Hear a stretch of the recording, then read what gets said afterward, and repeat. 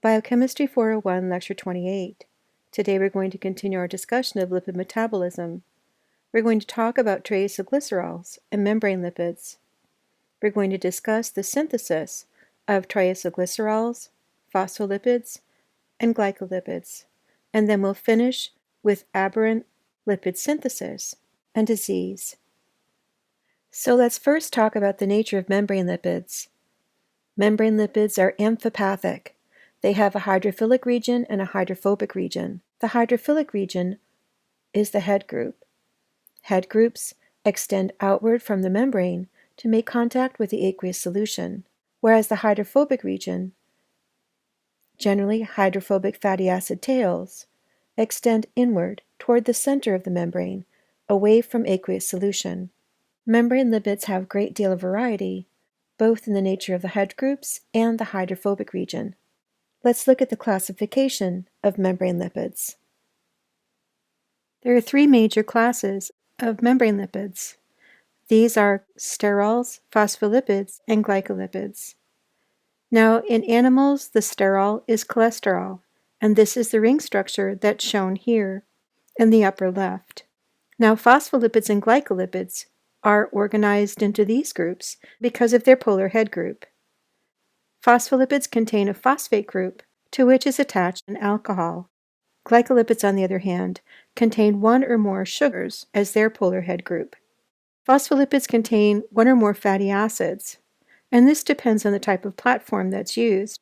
A glycerol backbone, such as is shown in the upper right-hand corner, will have two fatty acids esterified to the backbone, whereas a sphingosine phospholipid, shown in the middle, will have one fatty acid attached to the amino group of the sphingosine backbone. Now, in animals, glycolipids are exclusively formed on a sphingosine backbone, and therefore they will have one fatty acid tail attached to the sphingosine at the amino group. But in plants, there are some glycolipids that also have a glycerol backbone, and in this case we'll have two fatty acids attached to the glycerol backbone and one or more sugars as the polar head group.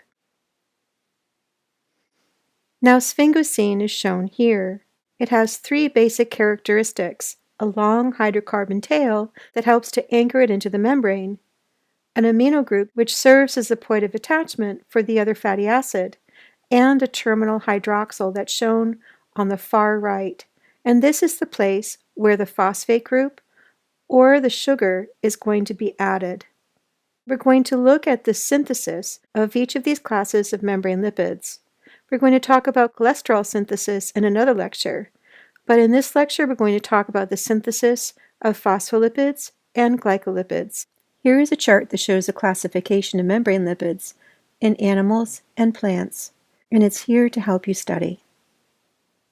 So now let's talk about the synthesis of triacylglycerols and phosphoglycerolipids. These are going to use an activated precursor, phosphatidate.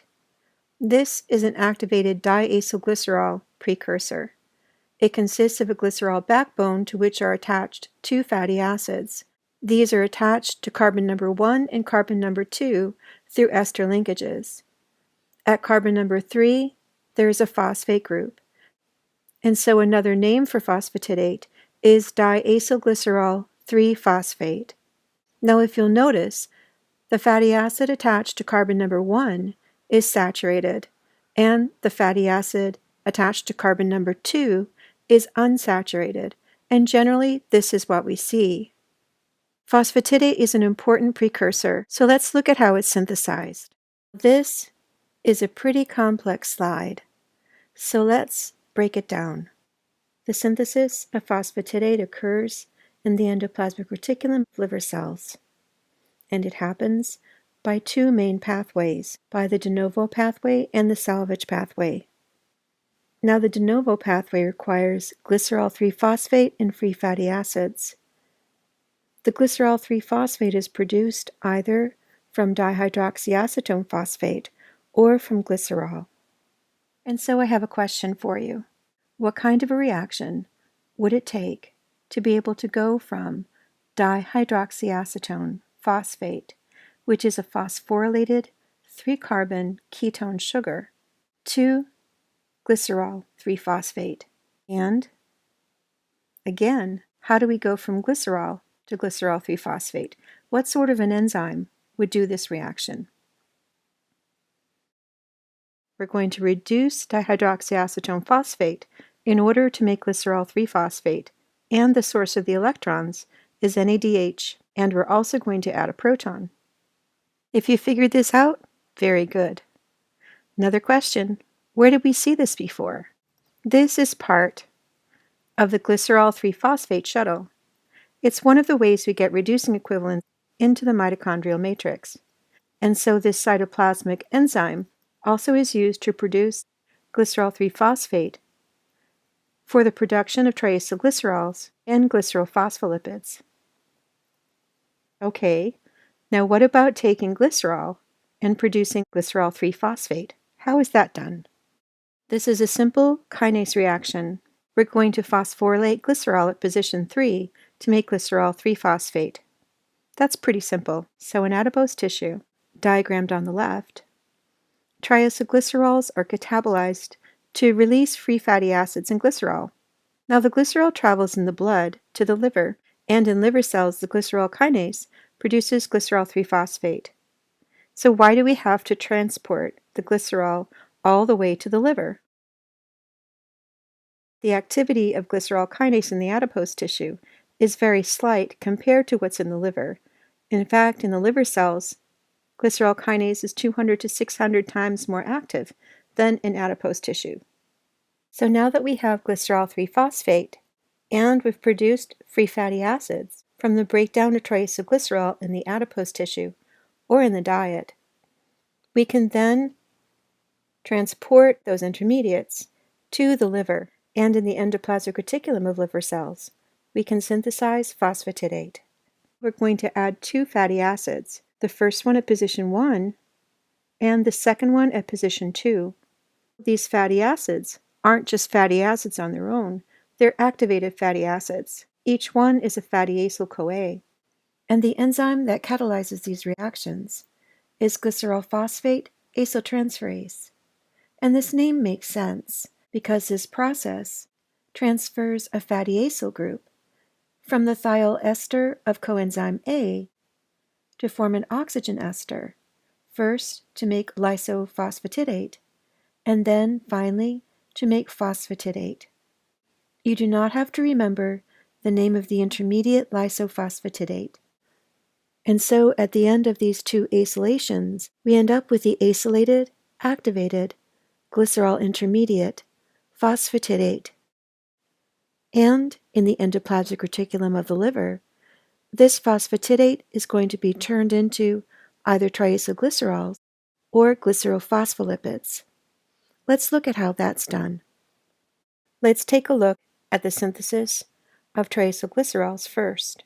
The process of triacylglycerol synthesis uses an enzyme complex, the triacylglycerol synthetase complex, to produce triacylglycerol from phosphatidate. The first thing that happens is the hydrolysis of the phosphate group at position 3 to produce diacylglycerol. And then there's an acylation, again transferring a fatty acyl group from coenzyme A to diacylglycerol to produce the triacylglycerol. Triacylglycerols are made in the liver and they're transported to the muscles and to the adipose tissue. In muscles, these triacylglycerols are stored and used for energy production by the muscles themselves, whereas in adipose tissue, these triacylglycerols are stored and then are broken down to release glycerol and fatty acids to be used by the body as a whole. And now on to the synthesis of glycerophospholipids from phosphatidate. And we'll start by looking at the alcohol head groups that are used. These are the alcohols that are typically used as head groups for the formation of glycerophospholipids: serine, ethanolamine, choline, glycerol, and inositol. The names of glycerophospholipids generally begin with the prefix phosphatidyl and then the name of the head group that it contains, such as phosphatidylinositol. Let's see how we make phospholipids. We're going to use 2 different means. We can either activate the phosphatidate or we can activate the head group. Let's see how this happens. I want you to pay attention very closely to the way in which these intermediates are activated. Well, we can use CTP to make CDP diacylglycerol. And so in this case, we're going to activate the phosphatidate itself. We're going to transfer CMP to phosphatidate. And what we're left with is CDP diacylglycerol and pyrophosphate. And then we can break that pyrophosphate down through hydrolysis. And that is going to provide the energy for the synthetic reaction to drive this forward. And so we end up with CDP diacylglycerol. One of these phosphate groups is the original phosphate from phosphatidate, and the other one comes in with the nucleotide. So what we're doing is we're activating phosphatidate for the addition of a head group to carbon number 3. This reaction is driven forward by the hydrolysis of pyrophosphate. So let's look at an alcohol addition to an activated phosphatidate. We're going to start with CDP diacylglycerol and inositol. And the products of this reaction are phosphatidyl inositol and CMP, cytidine monophosphate. Phosphatidyl inositol is an important precursor to phospholipids that are used in second messenger systems. And this reaction goes in the forward direction because the ending materials are at a lower energy state than the starting materials. CDP diacylglycerol has a phosphoanhydride bond, and so this molecule is at a higher energy state than phosphatidyl inositol is, and higher than CMP is. And so we're going from higher energy to lower energy. And remember, the energy to make this high energy intermediate, CDP diacylglycerol, was powered through the loss of pyrophosphate and subsequent hydrolysis. These are the sorts of things that happen in biochemistry. These are the ways that we get things done. We're going to see this type of reaction again when we talk about DNA and RNA synthesis. So it's an important thing to remember. And so the other way that we can synthesize glycerophospholipids from phosphatidate is the activation of the head group by CTP. First of all, we're going to activate the head group in 2 steps. We're going to use ATP to phosphorylate ethanolamine to make phosphoryl ethanolamine. And then we're going to activate this using CTP. And just like before, we're going to transfer CMP to the phosphoryl ethanolamine, and we'll release pyrophosphate. So we'll end up with CDP ethanolamine. Again, this process is driven forward by the release and the hydrolysis of pyrophosphate. And so this stage of the process produces CDP ethanolamine and 2 molecules of pyrophosphate. And the final step is to transfer phosphoryl ethanolamine to diacylglycerol to make phosphatidyl ethanolamine, and in the process, CMP is released as a leaving group. Phosphatidylcholine is one of the most prominent phospholipids in mammalian membranes, and so it's important to be able to make this easily. We can make this quite easily if there's enough choline around in the diet. We can then activate that choline and add that to diacylglycerol. But if there isn't enough choline in the diet, we can use phosphatidyl ethanolamine and then methylate that to make phosphatidylcholine. We can add 3 methyl groups to the ethanolamine head group of phosphatidyl ethanolamine. This trimethylation of phosphatidyl ethanolamine requires 3 S-adenosyl methionines. This is abbreviated SAM, and SAM is a carrier of activated methyl groups. And we're going to look at this activated carrier later on in the semester when we talk about nucleotide synthesis. But what you need to know is that phosphatidylcholine is an important phospholipid found in mammalian membranes, and it can be made either by adding an activated choline to diacylglycerol, or it can be made by methylating phosphatidyl ethanolamine. Now, cardiolipin is unusual in that the alcohol head group is actually an activated phosphatidylglycerol that's used as a head group. And so we have acyl groups on the right and acyl groups on the left, and a glycerol-derived head group in the middle of those two phosphates. Now, diphosphatidylglycerol is found in the inner mitochondrial membrane, and it is important for the organization of the electron transport chain components. And let's walk through this diagram.